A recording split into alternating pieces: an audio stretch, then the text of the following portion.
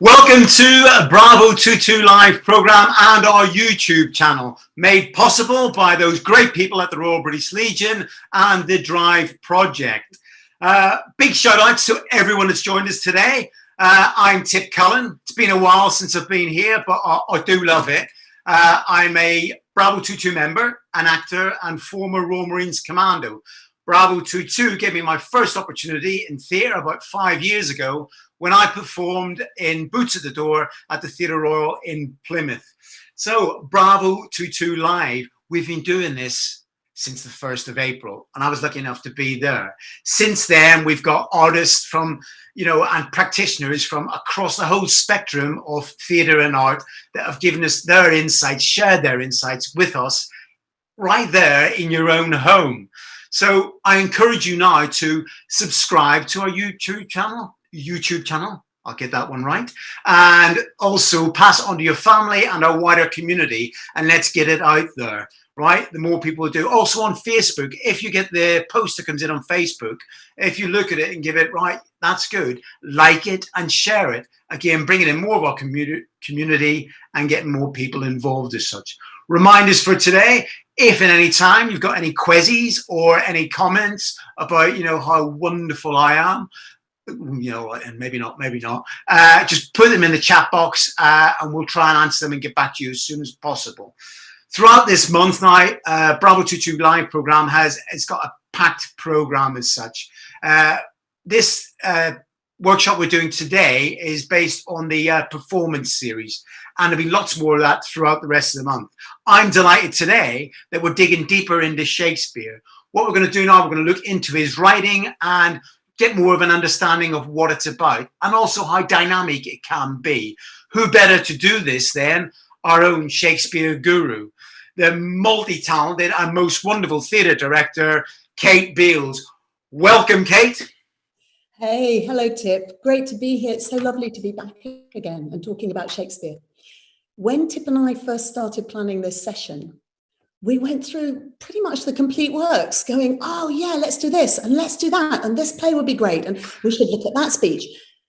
And by the end, I realized we had so much, and we were going to spend so much time explaining the story, the context, who the character's talking to, all this stuff. We threw all that out the window. And we're going to look at a particular speech where the character is just called Chorus. And this particular character, the Chorus, is just talking to you, the audience.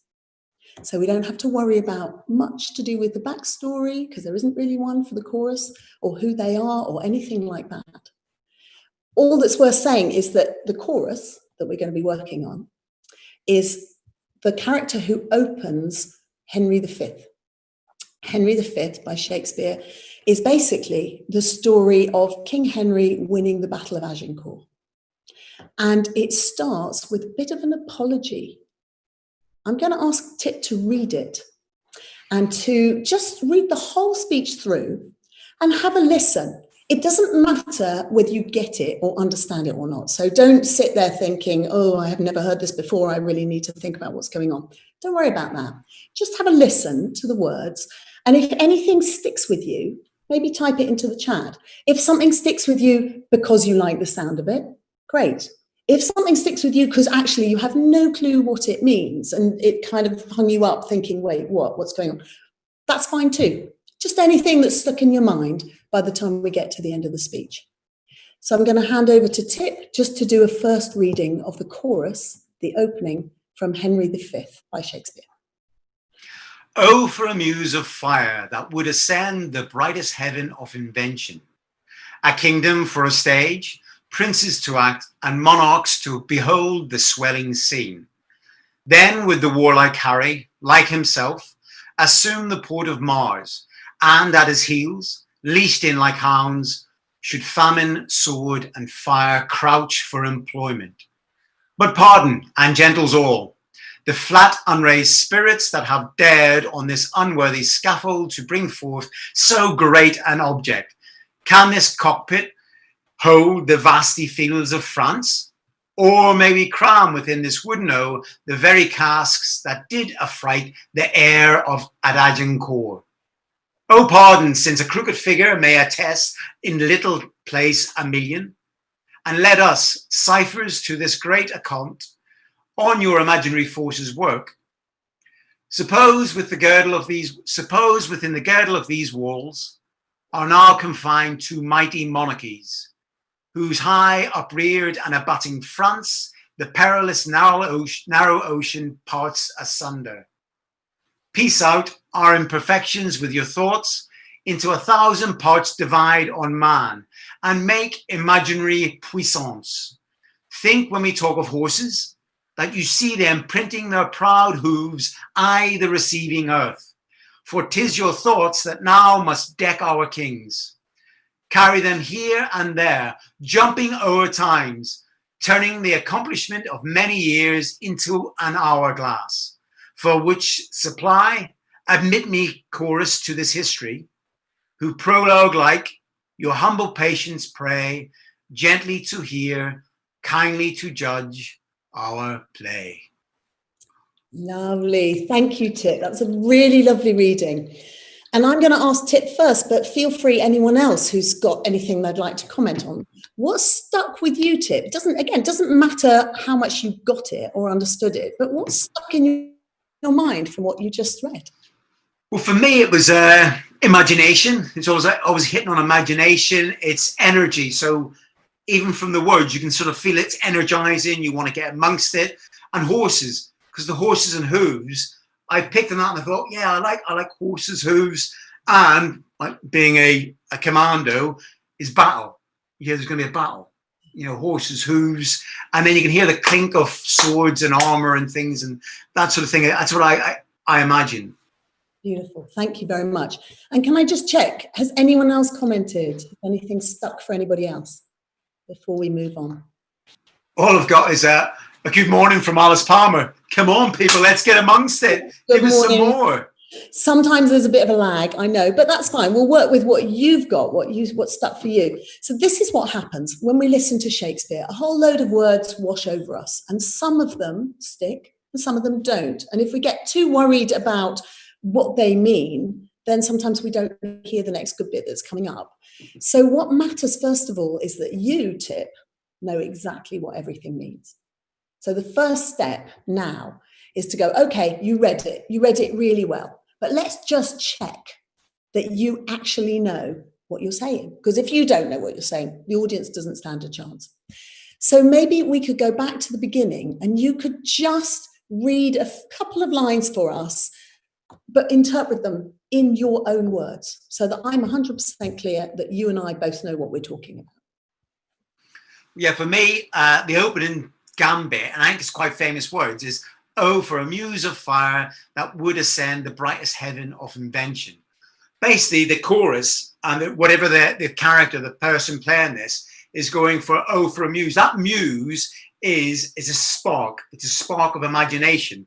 So it wants some sort of guidance and direction. You know, it's like a spirit that's going to infuse him. So a muse of fire. So like the fire is energy, it's source, it's warmth. So he wants, oh, from you. So he's asking for, give me some imagination. I want it with spark, because it says that would ascend the brightest heaven of invention. So he wants to have imagination that can grow, that can flourish, that can conspire, and it can invent all sorts of things. And as you look at it, as it goes into it, then what they want to invent, they want everyone, all the audience, to believe that this stage is now the battle, is France, is the armies, is the kings, is the warriors, is the horses, is the hooves. It wants everything. And it even says, and I quite like it, it does say, and for our actors. So they sort of say that they're actors and they're not real. They're not the real things, but they want to use this imagination for them to empower the audience to believe it all. And even at the final words are, it's like a little child going, please like our play. It's really nice. So you get it. Once you get the understanding, it's normal life. They just want people to come in and get amongst it. Yeah, that's brilliant. Thank you, Tip. And so just to be clear, if we had time, we'd go through the whole speech in the same amount of detail that Tip gave us at the beginning to make sure that he understood every single word that's been said here. And yeah, overall, this is about what we in the theatre call the suspension of disbelief. We know it's not real. Of course we do. When we go to the theatre or when we go to watch a film, we know it's a story, but we still get caught up in it. We suspend our disbelief, we join in, we start caring. Before we know it, we're engaged in the story when it's done well. And that's what this piece is calling for. It's saying, come on, guys, suspend your disbelief. Join us in the story. So now we know that. We know what's actually going on. Tip and I have gone through it and checked every word to make sure there's nothing that we haven't understood in here. We may have highlighted certain words that are kind of cool and interesting. For me, what jumps out is puissance, the word for power. Imaginary puissance, a made-up power in the story. And I'm struck that we're going to be talking about a battle with the French, but Shakespeare's choosing to use French words actually in this speech. I wonder if he's trying to suggest already this connection between England and France before the story's even started. So, Tip, we need to just finish our tech check by just making sure you know what everything means. And I'm just looking here, brilliant, in the chat. Graham is thinking about the horses, looking down at the hooves, digging into the ground. Yeah, there aren't going to be any real horses on the Globe stage, but we can imagine them. Yeah. And again, and Stevie says as well, you could spend a lifetime learning about Shakespeare. So it's immersion in it. It's wonderful. Yeah. And, I'm just saying here, do I think that Shakespeare is taught well in schools? Sometimes yes, often no. I don't think there's enough thought about performance in schools. When I studied Shakespeare, I was taught to just read it and analyse it. No one ever suggested that actually it was written to be performed and that we were supposed to hear it. We were supposed to hear those words aloud and not worry too much about what each one meant, but just allow the impressions to just kind of flow over you. Back in Shakespeare's day, you didn't go and watch a play, you went to hear a play. Shakespeare lived in much more of a spoken culture. Today we live in much more of a visual culture. And people went to hear it and hear those words. And the words gave us everything. They gave us the directions. Sometimes they give us, whether it's light or dark.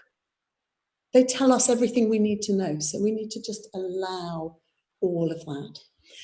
So quick tech check. In that case, thinking about sound again, because this is really cool, actually, that Shakespeare uses the verse to help us get a sense of what's going on. And if we think about Shakespeare's verse, a single line, let's think of like, to be or not to be, that is the question. Or hang on a minute, let's have a look at what's a line from this. The brightest heaven of invention. The brightest heaven of invention. It's kind of got an ion at the end because Shakespeare's verse always fits into a pattern. It plays around with the pattern, but the basic pattern is 5 particular beats of rhythm, and they're called iambic pentameter. Iamb goes dudum, just like a heartbeat, dudum. So one iamb is a dudum, but if you put 5 in a row, that's what makes it pentametrical, makes it sound like this, dudum, dudum, dudum, dudum, dudum, and 1 and 2 and 3 and 4 and 5. And you can fit a lot of Shakespeare's verse very loosely into that pattern. But he also messes with the pattern. So, Tip, could you just read the opening line again for us? Just the opening line.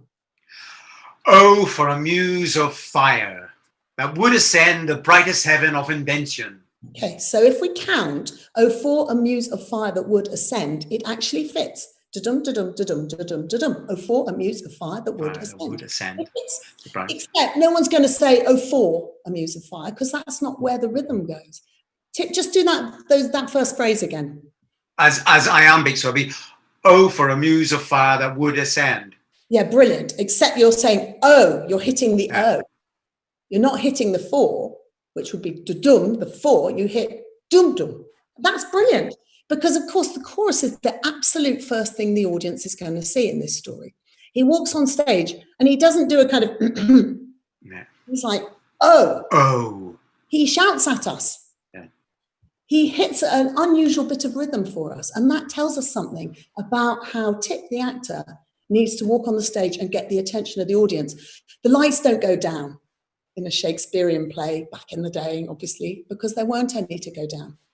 The actor is the person who needed to walk on stage and get the attention of the audience. So we can go through the whole play like that, looking for clues in the lines. Where's Shakespeare saying, oi, Listen, where's the pattern nice and rhythmic and regular, like a bit of a heartbeat?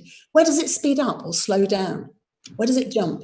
Because that tells us something about what Shakespeare's trying to do. It's like a hidden direction from Shakespeare, from beyond the grave. That O is the prologue, the chorus walking in and shouting to us. One more tiny thing that we're going to have a quick look at here, Tip, and then we're going to take a couple of questions. Could you please start that opening speech again? And what I'm going to ask you to do to try and keep it fresh is to read it and imagine that you, the character, are having each thought for the first time. So it's not a speech that the character's coming in to read that he said before, and then the next performance he's saying again. He's rehearsed it 20 times.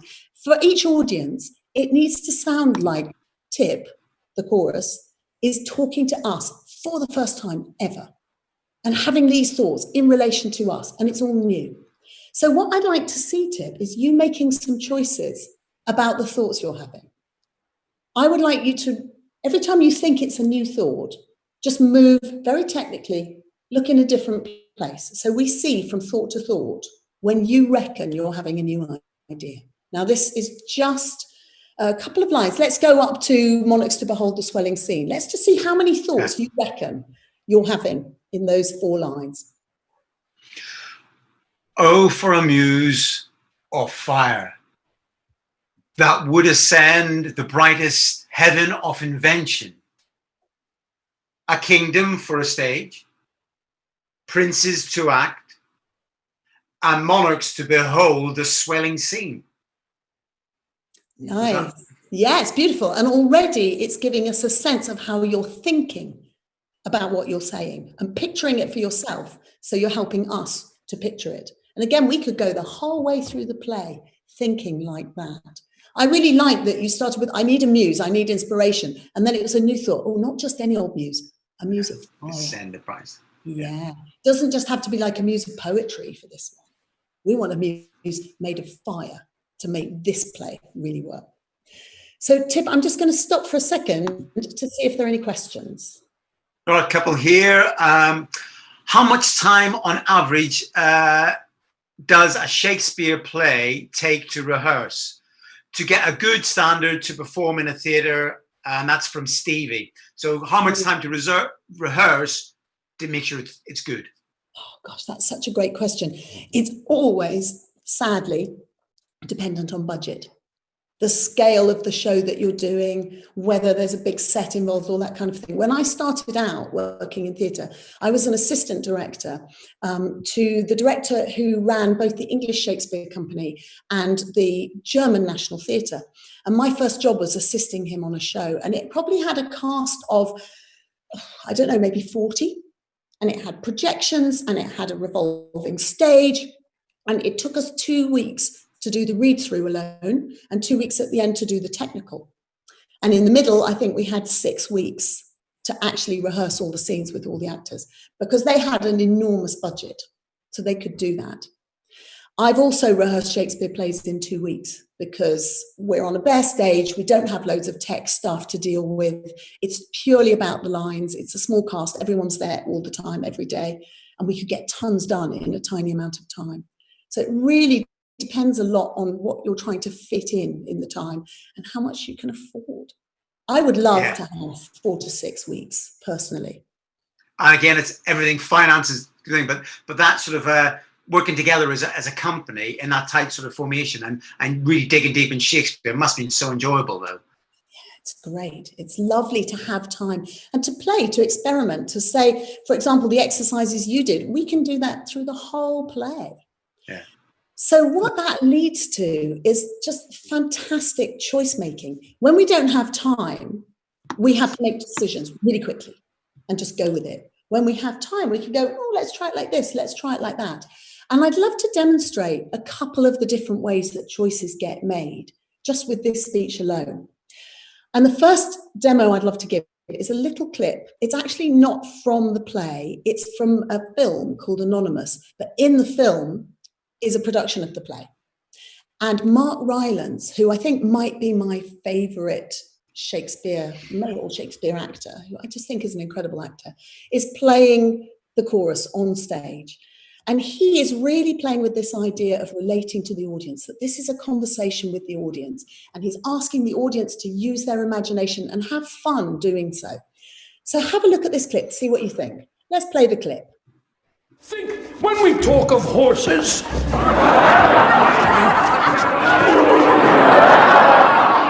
that you see them printing their proud hoofs in the receiving earth. For it is your thoughts that now must deck our kings. Isn't Mark Rylance amazing? He makes it sound so fresh, and he's not afraid to have fun and muck around. And he shows how much he wants to play with the audience and just make it funny and make it light. He's not Shakespeare about it at all. Now I want to show you something slightly different. This is from the Kenneth Branagh film of Henry V. And in this clip, it's Derek Jacobi. And it's still a theatre. This chorus is still talking about here we are in a theatre dealing with an audience, but very differently. Have a look at this, because you'll see that they make very, very different choices, even in the opening few seconds. See what you think about this one. Could we play this clip as well, please?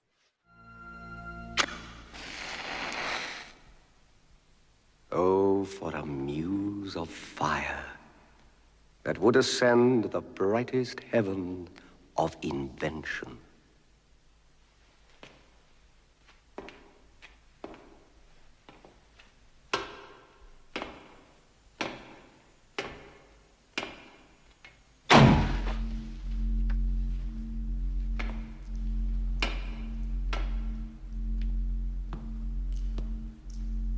A kingdom for a stage, princes to act, and monarchs to behold the swelling scene. Then should the warlike Harry, like himself, assume the port of Mars, and at his heels, leashed in like hounds, should famine, sword, and fire crouch for employment. But pardon, gentles all, the flat, unraised spirits that have dared on this unworthy scaffold to bring forth so great an object. Can this cockpit hold the vasty fields of France? Or may we cram within this wooden O the very casks that did affright the air at Agincourt? Oh, pardon. And let us, ciphers to this great account, on your imaginary forces work. For 'tis your thoughts that now must deck our kings, carry them here and there, jumping o'er times, turning the accomplishment of many years into an hourglass. For the which supply, admit me chorus to this history, who, prologue-like, your humble patience pray, gently to hear, kindly to judge our play. What's so great about that is the journey that speech takes us on. It starts in the theatre, it's kind of naturalistic, there's just the man with the match. But then as the story of the speech unfolds, we get music in the background. It's like, hang on, it's not a real back of a theatre anymore, is it? There's something bigger going on. And by the time we get to the dock doors, they're not dock doors, they're not regular modern theatre doors, they're medieval doors with bolts on them. And when he throws those doors open, we're in the world of the story. He's taken us on a journey into the story. And Tip can do that too, because this is all about choices. It's all about saying, okay, Shakespeare left us the word, and yes, there are loads of directions hidden in the words that can actually help us work out what's going on. And beyond that, we're free to make choices. Nothing's correct, nothing's right. We can do whatever we want. So, Tip, I'm going to ask you to make a couple of choices. Where are you when you're speaking the chorus? That's my first question. Where are you? And then a few practical questions like, what are you wearing? Who are you talking to? How are you feeling? Are you holding anything in your hands? Derek Jacobi had a match. Mark Rylance is in full Shakespearean get-up and just miming things. What about you, Tip? Where are you? Well, I've listened to this today, and then the points that people have put in as well, it creates a scene or a scenario. because of my life experience and background before becoming an actor, I was a Royal Marines commando. So I can't help picture getting ready for battle. So I'm dressed in camouflage, I'm in uniform. So, and also there's a mention about the channel, and that possibly even like D-Day, but going across the channel, I'm moving across, and I'm sort of hosting. I'm the chorus, I'm hosting. So I'm there with a red light just flashing, and I've got this darkness, but I'm bringing people in, or bringing boats in to go, we're going to France. This is it. This is what we're doing. So in a way, it ties and it layers different life experiences, but it just fits into me in my head to the opening scene. Brilliant. Okay, so we're going to go with this, okay? Because we could go with anything. And we've seen Derek Jacobi, you know, looking like a Lovey in a theatre. We've seen Mark Rylance looking like an Elizabethan clown. And now we're going to see Tip in military gear, in the dark. So this is going to inform his performance. What he's wearing will change his physicality. What he's holding this red light. And I'm going to be quite strict on this, Tip. Don't give me any loose gestures if in fact you're holding a light in your hands. Yeah. You're talking to some people. There are some people around you, but you're looking out at sea for something. You're in the open air and it's dark. All those things change the way we move and walk and think. Of course they do. We walk differently in the dark. We talk differently if we're talking just to an audience in front of us or if we've got people around us. And we use our hands differently if we're holding something. So let's just go with that. Tip, I'm going to ask you to read up to crouch for employment, but I'd like you to just think yourself into this state that you described for us and see if you can bring some of that physicality, that movement and those choices to the way you read those opening lines. Just to crouch for employment.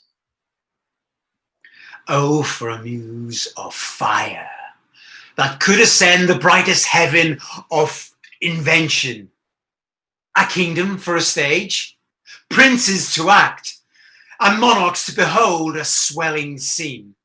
Then should a warlike Harry, like himself, assume the port of Mars, and by his heels, leashed in like hounds, should famine, sword, and fire crouch for employment. Oh, brilliant. Thank you. What's so great about that is the tension. That actually the energy's changed completely. And what would be wonderful would be to go on, because the next line is, oh, pardon, gentlemen. Pardon. Sorry, everybody. We're not really out there, are we? Yeah. It would be a brilliant contrast to see you go, oh, actually, we're only actors. It's not real. And then to take us back on that journey again. How fantastic. Tip, thank you. Thank you for throwing yourself into it. Again, if we had a lovely 6 weeks of rehearsal, I'd ask Tip to do this many, many different ways. And it'd be lovely to think about all the different ways he could try those lines and how many contrasts he could find. But for now, I'm going to say thank you for that brilliant reading and just check in with you, Tip. Are there any questions? Is there anything else we need to few quezzies, but I like the comments myself, you know what I mean? And there's a lovely comment here. It says, Tip and Kate could have their own show. You know what I mean? I mean, come on, that's the ultimate chuck up. You know what I mean? Let's get the critics in there, you know what I mean? And let's have a look at that, which is great.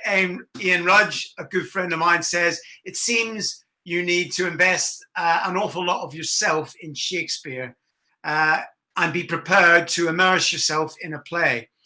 Were you both bitten by the bug the first time you heard of Shakespeare? I mean, for me, Kate, obviously you've been doing this a lot longer than me. For me, it was going to university, I was sort of reborn into Shakespeare because I'd done a bit at school, didn't get it. Once I trained as an actor, I'm fully bitten by the bug. Yeah, that's wonderful. And for me, I was 15 and I was taken from school to the RSC to watch Hamlet. It was Michael Pennington playing Hamlet. And I'd never seen anything like that. It was the first time I'd seen that. And I just couldn't believe it. I couldn't believe what I was seeing. I immediately fell in love with Michael Pennington. I wrote him a letter telling him how amazing he was. And then I had the incredible good fortune about 10 years later to be his assistant director on a production of Twelfth Night, which we toured with around the world, and then a second version of Twelfth Night, which he created in Japan. And I got to go with him and assist him. And that was like, as Tip often says, living the dream for me. Oh no, that is like living the dream. the final sort of question, maybe not, hopefully not the final forever, but what is Kate and Tip's favorite Shakespeare play? And it's from Stevie. Loving it, he says. So what's yours? First, that's really hard for me. For me, I have to say, it's bizarre. I've seen quite a few and performed in a few, but for me, it's, which I still haven't done yet, but I love to do, is As You Like It. And I just like it. And it's that, I do like the comedies more than the tragedies, but I love both, you know what I mean? Oh, that's beautiful. I find it so hard to choose. I'm really struggling to even think which one. But if I had to pick one, probably it would be Twelfth Night, because it's funny, it's beautiful, it's poignant, it's sad, and the language is extraordinary. Well, that is, I think that's us for today as well now. So I'd like us all to once again thank Kate, because she is a guru. I absolutely love doing these with her. She is just incredible. Just as she's my Yoda, you know what I mean? So thank you very much, Kate. So thank you very much, everyone, to Kate. Yeah. Right, guys. Thank you. Right, just to sum up and finish off then, resources. Obviously, subscribe to our YouTube channel. Below, you're going to have, there's links, there should be links for you to find out further resources. Opportunities for more improv and that will be down there. We'll be back on Thursday. So this Thursday we have at 11 a.m. It's an art masterclass session with William Blake, based on William Blake's The Tiger, which I know is a poem, and that's going to be presented by Bravo 22 member Sarah Howarth and run by Al Johnson. Again, be sure to tune in for that. It will be a cracking morning. There's a very special treat coming up for Bravo 22, which will be announced on Friday. And this is for somebody who's pretty well known, which is going to be with us the following Tuesday, next Tuesday. So watch this space, and on Friday we should get that. So finally, on this Tuesday, and from me, Kate, and the Shakespeare gang, that's been heaven. So thank you very much. Take care, and see you guys later.